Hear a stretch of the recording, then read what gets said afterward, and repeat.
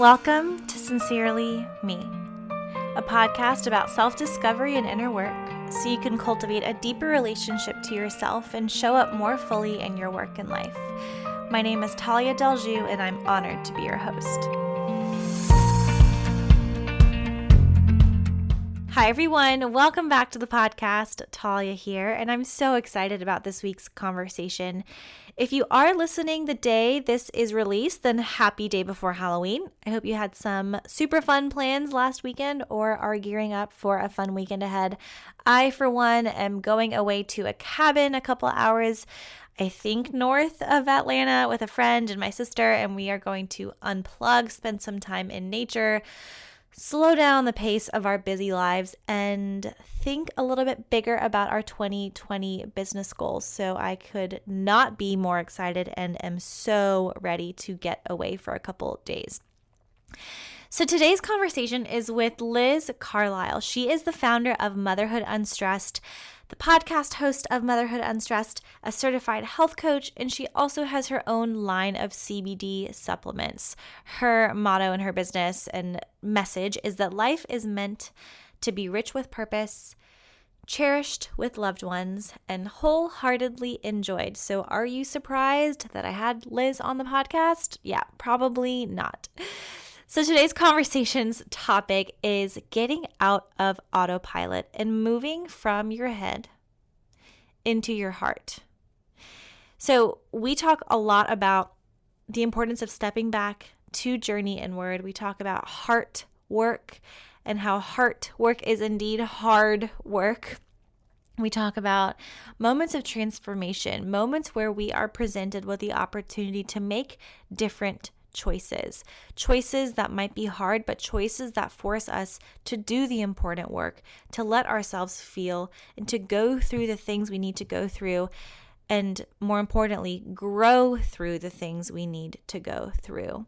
So one of the main questions that we bring up a lot in this conversation, as you'll hear, is, could there be another way?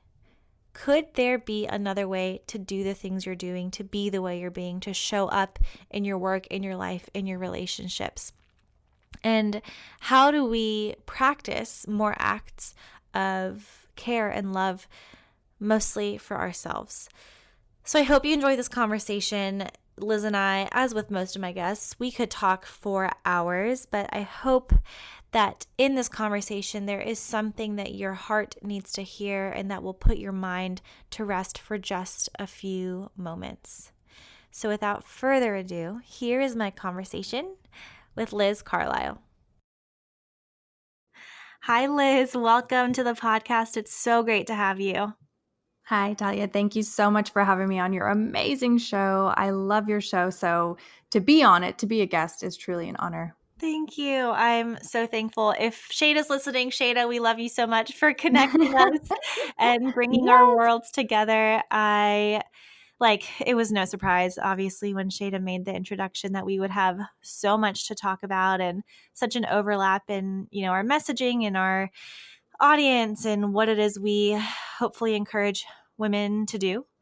And so where I want to start is actually with a quote, Liz, from your website that just struck me in so many ways. And I was like, okay, this is why this makes sense for us to be talking. So the quote on your website says, "The greatest gift we can give ourselves and our families is to be more fully present. When we can get out of our heads and into our hearts, life changes in innumerable ways." So let's talk about that journey. I mean, this whole podcast is about self-discovery, inner work, and really taking that journey from our heads into our hearts. And you and I previously spoke a little bit about the importance of just creating space to do that. So I'm just kind of going to let this take us where it needs to go for whoever's listening, and really start with that journey from the head to the heart. What has that looked like for you in your own life? That's such a great question. It's such a big question, I feel like, because not only has it been a long time journey just for my own self-development, personal development, but it's something that I actively have to work on every single day, because I feel like so many times all of us, we wake up, we're rushing into our day, we're doing what we need to do. We're almost on autopilot. It's almost like the program is just running. And for me, the program was consistently running until I had my son. Even through pregnancy, I was still kind of on a program and like hitting the next notch. Like, okay, first trimester done, second trimester done, like just running. And then when you are faced with such a big wave as a new baby or anything in your life that's really major, a death or, a new relationship, whatever it may be, it's almost like time slows down and it forces you to reassess and to really look around to see what's going on. And that's when you really do kind of get knocked out of the program, knocked out of the matrix, and you're forced to become more aware of who you really are, what you really think about, any kind of past emotional trauma that you might have been kind of suppressing because you were running through your day to day. And so I would say, without a doubt, my biggest journey began in this field, just dealing with that and dealing with the emotions of being a new mom and tired and scared and not knowing what was really going on. And then, it kind of forces you to dig deep and to face all of your demons and all of your emotions, that you've had throughout your life. And then as far as getting out of my head day to day, I think it's really become a practice of sitting in meditation, not surprisingly, right? Um, Getting quiet, creating 5 to 10 minutes of non-negotiable time to do that, to grab a journal, to write down anything that I'm feeling, anything that I'm thinking about that's weighing on me, even something as silly as like my to-do list. I'll write it down and then I'll feel better. And that really, it takes you out of that noisy headspace into your center, into that heart chakra. And then you can really function in the world from an authentic place, from a place of no fear. If you can believe it, it's true. You can operate like that because you're operating from a place of love. Like that's really what I think what it is. Like the head to me is more of like the amygdala, the fear. And then the heart is just like, I love myself. I love everyone I meet. I have compassion for everyone I meet. And then it's like, it's reflected back to you. So you want to do the work. The work sucks. It's hard. But at the same time, like it's so worth it. And then you can go throughout your day and have amazing interactions with people like you and people like Shada. And it makes everything so much better.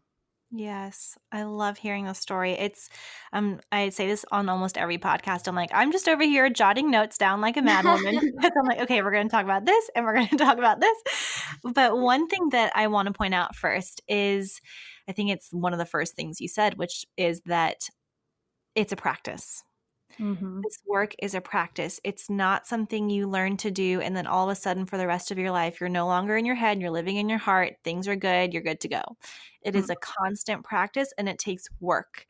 And I sat down actually with somebody last week and I was talking to her about, like, this is a little bit of a side story, but I was talking to her about my business and some of my messaging and how I talk a lot about inner work. And she looked at me and she goes, I don't know if you really want to use that kind of language so obviously, because people are going to shy away from the fact that it's going to be work and you don't want that to be what you lead with. And I was like, that's the reason why it has to be what I lead with is because people have to realize it's work. And if you're not willing to do the work, then I'm not for you. This isn't for you, right? It's no secret that this takes work and it takes practice and it takes courage above all else. And one thing that I also would love for you to share more about is being an autopilot, going through the motions. And you wrote that at one point you were bathing your son and you just had a moment where you decided in that moment that you were done trying to be perfect. Yeah. Yeah. I mean, that was really, I don't know. I don't want to say rock bottom, but in a lot of ways it was because my son was about 6 weeks old and anyone I'd ever talked to was like, oh, if you can just get through those first 6 weeks, you'll be golden. So it was almost like I was pushing it off until he hit that mark. And then I was like, okay, I made it. I'm done. And then I was like, I'm so not done. And it was like that realization, like I am responsible for this human being for the rest of my life. Like really, like even when he moves out, like, and it was just so, to me, overwhelming, for someone who had always strived for perfection or always been an achiever, like that was like my value system. It was really hard to wrap my brain around and I just kind of melted and, broke down. And, as I say, whenever I talk about this particular moment, because it was so monumental in my journey, I look at it like, I had no right to feel this sad. Like, I was healthy, he was healthy, he was happy.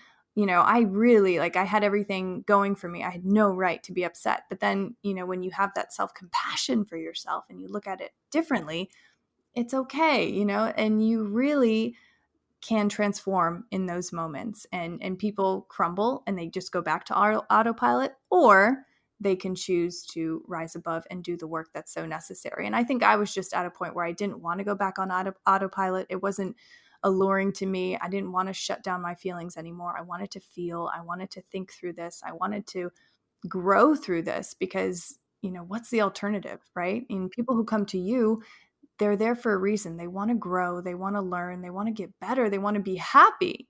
And so to do that, it's like, yeah, you have to go through the crucible, but what's the alternative?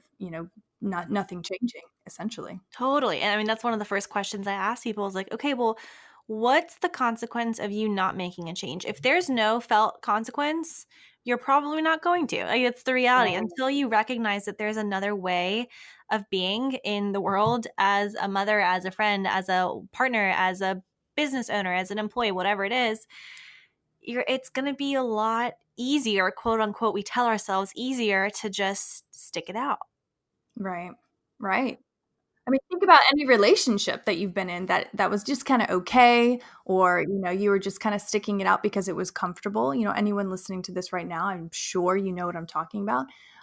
And maybe you had, that moment where you're like, you know what, I'm not going to settle for this anymore. I'm not going to think that this is okay just so I can get the ring and get married. You're like, no, I'm saying no to this. And it was probably really, really hard to move away from that, all of your friends and all of the things you were used to doing. And I'm telling this story because that's what happened to me a long time ago. But and I hear other women, young women, talking about similar instances. And so it's like, it's a moment like that where you got to make a decision. What are you going to do? Are you going to take the harder route, which you're going to be better off in the end? And the answer, I hope, will be yes. Yeah. Yeah. I ask people a lot, okay, sure, you can sit here and talk all about what you're walking away from, all the things you're going to lose. And there's nothing wrong with that, but just make sure you're also considering what you could be walking towards and what you have to gain by walking away. Yeah. So many people get stuck in the paralysis of the decision. What's the right decision? The fear of the wrong decision.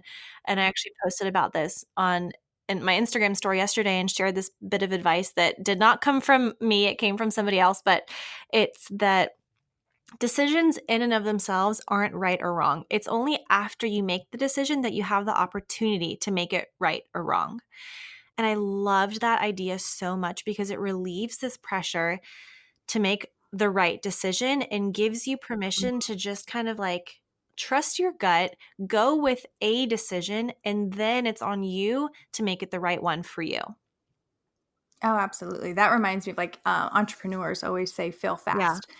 And I'm just like, well, just try, try anything and everything. What is Mhm. right for you will shine through. You will have no Yeah. doubt in your mind when you do hit that target. But you're never going to know if you don't, put some skin in the game. Totally. Yeah. Confidence only stems from action. And a lot of us wait for confidence to take action when it's really the other way around. 100%. Can we talk a little bit more about autopilot? Because it's something that's actually come up a lot, kind of like in my circle over the past week. And I think it's something that, Hmm. we think we know what it is, but it's really hard to detect when you're in it. And so I would love to just for a few moments spend some time talking about maybe like the signals or the indications, like how do you know you're in autopilot instead of, right, like hindsight 2020. You can look back when something massive happens or a shift takes place or something changes to say, oh man, I was like so in autopilot. I was just going through the motions. I can't believe, things are so different now. But when you're actually in it, what can you maybe ask yourself, start paying attention to gauge kind of where you're at? Yeah, I love, love, love, love this question. And I think that's the very nature of autopilot, right? Like, you're not thinking, you're not aware. The biggest thing is that you're not present, And so to get out of that, to take the red pill, you essentially need to establish some time in your day. And this sounds super mundane and super boring, but it's not. Establish some time in your day and ask yourself, what am I feeling right now? Wait for an answer and really feel what comes up. And you will be shocked, I think. You might be writing down, I feel really fearful, or I'm really anxious, or, something that someone said to me in the meeting yesterday, I'm still sitting with that, and it's like 10 seconds ago, you weren't even thinking about it, but it was still there. It was still in your body. And so when you start to write it out and you get it out in that way, that is as detoxifying as the celery juice, I'm telling you. And it changes your DNA. It changes the way you think. I also think a really powerful practice is to, after you do that, after you bring in that self-awareness, 5 to 10 minutes, name 3 things that you're grateful for, and to start to do that every single day. And that will change your brain and get you out of that autopilot, because so many times when we're in autopilot, we're not happy. It's like you're focusing, and, a lot of it comes back to our survival as humans. Like, you're focusing on the bad, you're focusing on survival in order to survive. But in this day and age, you don't need that mental tendency anymore. So focus on the good, focus on what's really good in your life. And that will actually change your brain. It's proven science, to be more empathetic, to be more grateful, to be more positive in your everyday life. So that could be your new autopilot in a sense. Yeah, when I think about autopilot, I think of autopilot as living in the space of doing. Yes. Versus living in the space of being. Mm-hmm. And I mean, to your very point, autopilot it's not being present, it's not being aware. So the very fact of being aware that you're in autopilot takes you out of being in autopilot. It's just that like momentary awareness sucks you right out of it to a place where you can almost observe. One of the practices I practice myself and share with a lot of my clients is to imagine yourself climbing up a tree and sitting at the top of this tree and just observing how you're moving through your day, and tell a story about it very objectively, very matter-of-factly, just from a place of, again, observation. Take out any judgment, take out any guilt, any shame, any this is wrong, this is bad, this is whatever. And again, that awareness, that perspective, taking yourself out of the day-to-day literally sucks you out of the whirlpool, the whirlwind of being an autopilot, and just gives you a different way of looking at things, of seeing things, of feeling about things.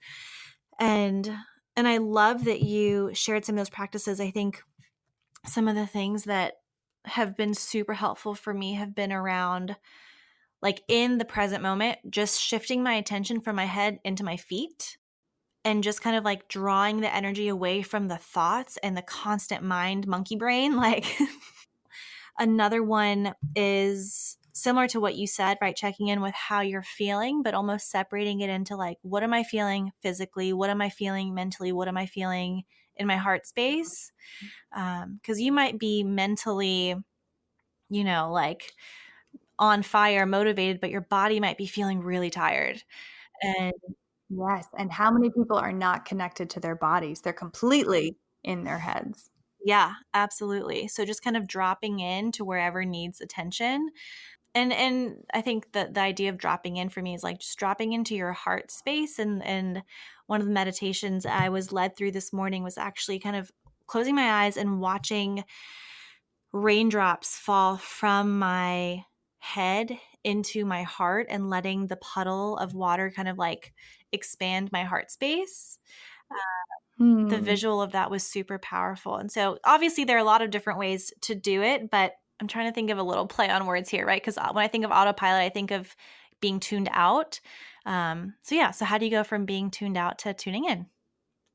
Yeah. And the magical thing about that too is once you get really good at that, like you move into your heart space or you move into your feet and you're instantly back in the present moment, you shift your energy. And through that, you can start observing others and you start to notice if they're in the present moment or if they're somewhere else. Like, even if you're in the same room having a conversation with someone, you can actively see, like, are they really here with me right now? Yeah. And it, like, for me, especially, like, I know, like, the more I've done this work, like, the better you get at it. And so I do it all the time. It's like, this person is so far away from this conversation right now. Like, it's almost laughable. Yeah. But you can be a healer. You can be a healer to your family, to your parents, to your friends, just by the way that your energy emanates. If you're really present they can feel that. And then they're almost like thankful, like whether they know what's going on or not. When you're really, really listening to someone and you're looking into their eyes and you're there fully, they feel that. Children especially feel that, but adults too. Adults need it just as much. And so I always kind of like to observe, like when I'm really in the moment and I'm speaking with someone like a stranger or whatever, and I'm really there, like just to kind of notice their face, how it changes, like how their shoulders relax, how they relax. And it's like, wow, like I just did that, like I just affected this person in a real way. And you can do that. It starts with you doing this work, having an awesome meditation like that, where you're visualizing, raindrops like that. I want to do that meditation. But I mean, it's healing work. Like you are a healer for your clients, but you can be a healer, in any profession, just by the way that you walk with your energy. Yeah, just by being, right? Yes. I mean, it's so simple, but I guess I don't understand why it is so difficult. Maybe it's just the age that we're in now with social media and Yeah. just technology and everything that we're so distracted. But Yeah. that's why I think this work is so important at the same time. Well, and we're rewarded for doing, right? Like Yeah. everything is so achievement oriented. We're conditioned, we learn societally, systemically, in school, in our jobs. Like it's all about performance and getting feedback on how we're doing, not how we're being. Right. And we set goals that are tied to metrics, that are tied to progress, that are tied to all these external things. So it's no surprise that it's hard. And I think, it for some people takes a massive kind of like, whether it's, hitting rock bottom or just Mhm. some life event to happen to really kind of shake you up and to push you into that space of just questioning, could there be another way? Yeah. I love that. I love that you just said that. It's so true. And my hope is that, someone listening to this obviously has more probably heightened self-awareness and is into this kind of thing. But maybe sharing it with someone else who, instead of asking those questions, they don't even know that those are questions that they should be asking. Instead of running to pharmaceuticals and, any kind of self-medication that's out there, just maybe sit with them and have them ask these questions too, because if your friends or family members are depressed or anxious and they don't know why. So bring them into this space, send them podcasts like this, open up their heart space. And again, I think it goes back to being a healer. That's really, I think, what I've come to find my purpose is, and I think that's absolutely what you're doing. But everyone that's listening to this right now can be a healer and do that for someone else that they love. Like bring them back, like ask those questions. Like it is life changing. Mm-hmm. It is. Yeah, questions can be so powerful just to open up a world of opportunity and possibility. And Yeah. uh, we don't learn to question. Mm-mm. No, we learn the exact opposite, actually. We Yeah, learn to yeah, yeah. memorize facts and how to do things and how to be quiet in a classroom. And, I go into my son's school a lot and I'm just like, I'm looking around and I'm like, I understand why the teachers have it set up this way so they can actually teach. But at the same time, it's like, man, what kind of kids are we raising? Do we want to have questioners or do we want to have robots? And in the age of AI, we really don't need robots. We're going to have plenty. Yeah. Yeah. No, it's so true. A lot of my clients come with this expectation or like limiting belief story around how I need to have all the answers. If I'm going to take action, if I'm going to do this thing, if I'm going to start a business, I can't until I have all the answers. And I just remember, I remember the look on her face when I was like, okay, so what about instead of having all the answers, because you don't like, when is that ever going to be achievable? Never. How about instead of that, you just need to have a few questions to start? And she was like, well, I got a bunch of those. And I was like, great, let's start there. Let's start with the questions and see where that takes us. Yeah. And it's just, yeah, I've just seen how paralyzing it can be to expect yourself to have all the answers and to know how to do everything before you take action. And ugh, that is a way to keep yourself stuck in a hole, let me tell you. Forever, and completely overwhelmed. I mean, do you think Oprah knew what Yeah. she was doing when she, like, went off and started her own network? I mean, of course not. Like, she just did it, and that's what Yeah. the best entrepreneurs do in the world. Like, they just do stuff, and again, going back to failing fast, like, you'll figure it out. If that was not the right way to go, you'll know, and that will be Yeah. enlightening for you. So, Yeah. just see what happens. I mean, that's the Yeah. beauty of life too. Like, nothing is preordained. Nothing is set in stone. Like, you can change your life in any way you want just by making a decision. I mean, it's that fast and it's that beautiful and that's scary. Yeah. I also wanted to share this really quick. It's going to rewind us back to the point we were making around tuning in and like checking in with how you're feeling. One thing I've noticed in myself included is how limited our emotional vocabulary is. Right? Like if you asked me to list off 10 emotions, I'd probably maybe get to 10, but then beyond that I'd be like, no, that's pretty much the spectrum of feelings. Happy, sad, excited, grateful, mad, resentful, jealous. It's like the vocabulary is so limited in terms of what we think we feel. So I would encourage anyone, and maybe I'll link this in the show notes, to just Google a list of emotions and just start to practice expanding your emotional vocabulary, because there's so much we feel that we don't know how to articulate, and we mask as anger or sadness or happiness. And it might be those things, but it also could be so many other things. And yeah, I think it's Danielle Laporte in the Desire Map at the end of the book. I think she has a list of like tens of hundreds of feelings and emotions to really, again, help you be able to articulate what the heck is going on. So I would encourage anyone listening, and I'm going to do this myself after the recording, is to just go back to school for a day and learn some feelings, because our vocabulary is so not rich, and it really limits what we allow ourselves to feel.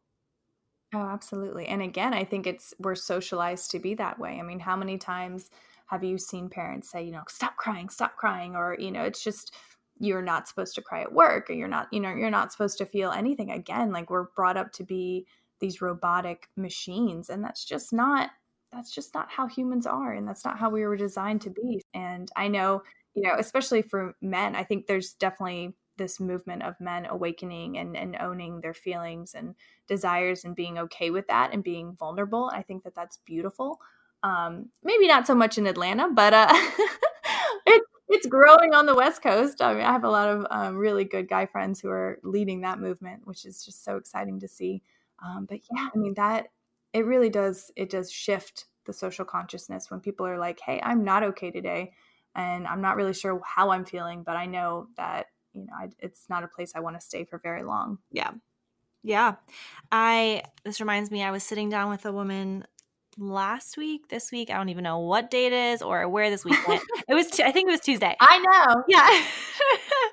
And she came to me with a very clear, like, the problem in her mind. And I think something I'm realizing is, like, a lot of us are trying to solve the wrong problem. But the problem in her mind was that she felt like she didn't know what decision to make around what to do next on her career path. It was either becoming an entrepreneur or becoming a freelance consultant, or going back and getting a full-time job for a marketing company. And so we were sitting in this, like, okay, what do you want to do? What do you want to do? What do you want to do next? What are your skills? What are your strengths? What's your career history? How do we connect the dots? Like, so focused on the role, title, next step, goal, again, the action, the doing. And I was like, I kind of looked at her and I was like, can we just step away from this for a second and talk about how you're feeling? And that took a lot for me, because I'm very used to kind of having an agenda and, here are the exercises, here are the practices, here are the answers I'm going to help you get. And I've really been shifting my own coaching practice to step far away from that and go in without an agenda, go in without, here's what we're going to accomplish today, because you have to be open to what needs to come up. And I asked her, I was like, well, what does it feel like to be in a place of not knowing what's next, and of not working? Like, she was in a place where she just wasn't working at that, like right now in her life. And And the story that she really started to emerge was that, not working is bad. Not knowing what I want to do next is bad. And, a bunch of other judgments that she was placing on a very objective situation, which is that she's not working right now. And basically within 5 minutes, tears in her eyes. And it was that she feels like she doesn't have a sense of identity right now without working. And and I mean, it was so hard for her to get the words out because, again, mentally, she was so focused on making this decision about what she was going to do. And when I was able to get her to drop into her heart and to really move into that space, the word that the word that came up for her was grief. And both of us just started crying because I was like, yes, like, feel that because it needs your attention right now. Like, we can sit here all day and talk about your resume and get you into that next whatever marketing agency, but grief, hello, what a big emotion that you're resisting and resisting and resisting. And we can get you in the job and it can be masked for a year or two, but it's there, and it's looking for you, you know? Yeah, and that's the thing. You can only run for so long, and that's when people come down with health issues or, autoimmune, like you name it, like stuff. It will come up in some way or another. So, God, what a gift that you just gave her to come to that realization. Because I guarantee you, it would have been years before she really faced Yeah. it. Yeah, thank you. Yeah, it was also nice to be okay with that being the result. Again, like the shift in like how you're feeling and who you're being be the result versus the like, here's the decision we came to, you know? Mhm. Right. So that felt really necessary and just so much more powerful than any kind of surface level band-aid decision could be in the Right. moment. Yeah. Right, because that's something that she honestly could have probably done through, Google and writing out lists, and like she could have done it on her own. She needed someone from the outside to ask that kind of crucial question and then sit there Mhm. and listen for Yeah. that to really be able to surface. I mean, there's no way that Yeah. could have come any other way, at least not that fast. Yeah. And that, I mean, the question that really kind of initiated the pivot in the conversation was, what are you resisting most right now? That's a great question. I'm gonna start incorporating that into my mornings, like, seriously, like, what am I resisting? What am I running from? Because that's huge. Yes. That's a huge question. Yeah. And I mean, you could answer it in a million different ways. What's a certain reality I'm resisting? What's an emotion I'm resisting and not letting myself feel? In which, in her case, it was grief. What work am I resisting that I don't want to be? I mean, it could be anything. Yeah, and it changes. It absolutely changes every day. Yeah. So, yeah, that's a good place. It's a good place to check in with yourself here and there. Yeah. And really, this kind of brings us back full circle to the story we opened with. When you shared a little bit about bathing your son, having that moment of not deciding you don't need to be perfect anymore, and how there was this like melting, I think was the word you used, melting, and just taking that deep breath and like surrendering, kind of. That's what I was resisting. Yeah, I was resisting that realization that, life isn't perfect. I'm never going to be perfect. It's never gonna happen. Yeah. And yeah, just facing him, realizing that I had, the rest of my life to care for this person. I think that was my brick wall. Yeah. I couldn't run anymore. I ran into the brick wall, Yeah. and that was wonderful. Totally. And it's almost like a different form of the question, instead of what are you resisting, it's like, what would you like to let yourself melt into right now? Or Yeah. surrender to, or Yeah. just kind of like l- loosen the grip on a little bit, you know? Because that's when I truly feel that your full potential can be released. That's when you can really move into who you really are and be that person in the world without fear. Like, we're all getting judged all the time. It's going to happen. So you might as well be the person who you really are and enjoy that being. Enjoy your personality, enjoy your body, enjoy how you move in the world, the people that you like. Be with those people. Don't be with people that you don't really like because you think that you should. You have one beautiful life to live. Stop running from who you really are. And I think it's so fun to see when people start doing that, or maybe they've always been that way. I've always been attracted to people who like intrinsically seem to know who they are, and they're kind of like unabashedly themselves, and they're kind of eccentric in the world. I've always loved people like that, because it's like something I think I've always aspired to be myself. And so now that like I have this show and I'm talking to brilliant people like you, it's like, like I'm living that life now, and it's so freeing and it's so beautiful. And I encourage anyone listening to this to just nudge yourself towards that, because it's just you release the grip, and you just can be so creative, and you can do beautiful work that the world really needs. Yeah. And I think for many of us, we get stuck in this idea, or stuck in the limiting belief that, like, I don't know what that would look like. I don't know who I really am. I don't know what that would mean. Yes, you do. Yes, you do. Close your eyes and you'll see it. Close your eyes and you'll see exactly who that person is, what she looks like, what her energy feels like, how she's moving through the world. You 100% know. It just takes to, again, come back full circle, create the space, move from the head into your heart, and just let yourself see whatever needs to be seen by you, and let that guide you. I mean, what more do we need, you know? Right. Like, who are you when you are with your absolute best friend, your mom, your sister, your brother, where you're at your absolute most comfortable? Like, who are you? Who is that person? That's who you are. You've met her before. So be that person when you're out in the world, and you'll be surprised how many opportunities and relationships and friends, are attracted to you, Yeah. because you're you. And maybe just to kind of play devil's advocate, maybe you haven't met her before. Like maybe even with your mom or sister or best friend, you still feel Mm. like there are parts of you that are just not coming through, and that's also okay. But that doesn't mean that she's not there. It just means that she needs space to be seen. Yeah. She's been dying to be let out. Really. Yeah.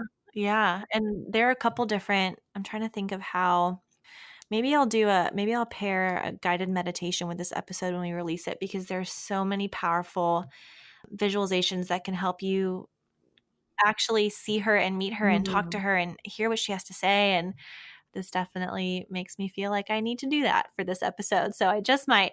Love it. Yes. Okay. So I want to ask you, and I feel like you actually kind of just answered it, but the question that I love to close with all my guests is what it means to live a life of significance. So is there anything else you want to share around that, or an answer that you feel like needs to be heard by anyone listening today? Yeah, I kind of like said a little meditation before this show, like anything that needs to come through me as a vessel to someone listening to this, like please let it come through. And I think the thing that came through the most is just creating that space for yourself, giving yourself the love of 5 to 10 minutes every single day to bring in that self-awareness. Ask yourself how you're feeling, what you're feeling, you know any emotions that you've since googled since hearing this. Write them down, bring that out, and then sit with it and be okay with that, and not be afraid to feel those feelings, and know that feelings are so temporary. It's so fast moving. You're going to be feeling something else within hours probably. And so just to bring in that awareness is really an act of self-love and self-care. It's the biggest thing you can do for yourself in your day, in your life. Yeah, and it's so easy. It is, I It promise. is. I know we and myself included make it out to be this big, like, okay, The self-care. work. Yeah, like, or we'll think of self-care as something to do, and it Yeah. adds itself onto our to-do list, and it becomes a box to check.